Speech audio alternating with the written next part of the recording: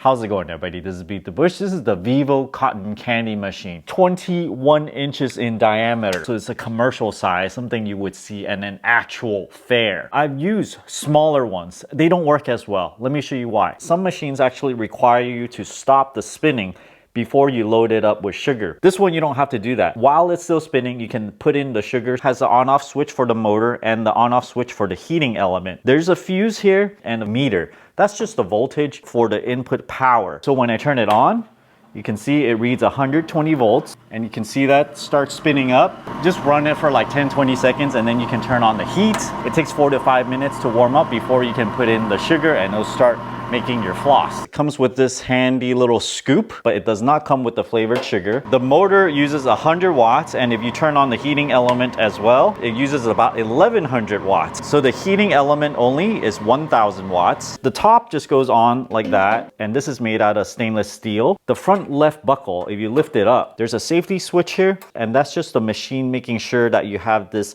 completely engaged and you have the top container completely locked down. For this one, there's no switch below this, and on the two other sides there's also no switch, so only one of them. Put the container right on top and you see there's these hooks right here. You just align them up to these buckles, lock them in on each side and also on this side, and the final one. And now this is secure. This power cord is actually grounded already, but for extra precaution you can manually ground it as well on this screw. Plug in the power. Removal of floss head is prohibited. I'm not sure if it's the whole head or is it just the top piece is okay. I'm gonna remove this top plate just to show you what it looks like inside. When you remove this, make sure you don't accidentally twist it, because I notice it fits especially well one way only. And there are indentations all along the edge. That's where the floss comes out. It presses up against this aluminum piece, and this is completely flat all the way around. When the sugar hits this little cone, it naturally just gets pushed out to the side rather than pop back out through the center. When I put it back on, it's fitted very, very well together. But you see, if I turn it 90 degrees, there's like a wobble right there. It spins this way, which means it's pushing air upwards. If I release the safety switch, it stops. For replacing the belt, we can remove these two shields.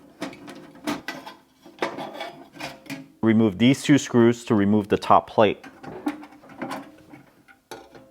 The motor over here, and these two brushes transfers 1 kilowatt of energy up to the top. Here we see the back of that meter. There's the fuse here, the on-off switch for the heater, the main on-off switch, and this is the safety switch that turns everything off if the top pops off. It looks like these brushes are replaceable, so you might have to go to the manufacturer or find some standard brushes to put back in there if they ever wear out. The internal motor is just right there. Let me turn it on briefly just so we can see the motors move.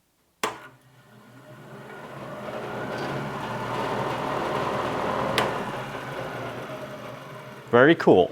Inside comes with one belt, and it comes with an extra one in case yours break. The sugar I have is from the cannery. I got vanilla pink, raspberry blue, strawberry, grape. They do sell a bunch of paper cones. You could make your own and just kind of tape it on the bottom so you don't have to buy them, but these are pretty nice, already made. Before you begin, make sure you have a little bit of water, because if you turn it on for too long, it could start smoking and burning, and at that point you actually want to cool it down, get some of the water, and always use this stick, because inside here it's tossing all this web of molten sugar. It's very, very hot. Let's turn it on and then also turn on the heat, and we'll come back in about 4 minutes. 3 minutes in, it looks like it reached 308 degrees right in the center.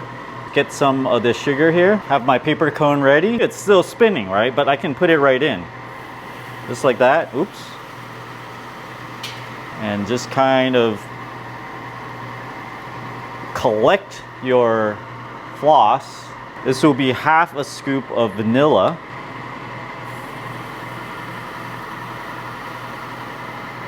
Raspberry blue next. You gotta put it in quite quickly and then take your spoon away, otherwise the floss gets on the spoon. Oops.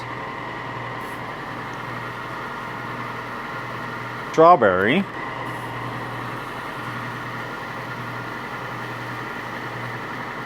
Do fancy stuff like kind of push it in and turn it into a flour type of thing.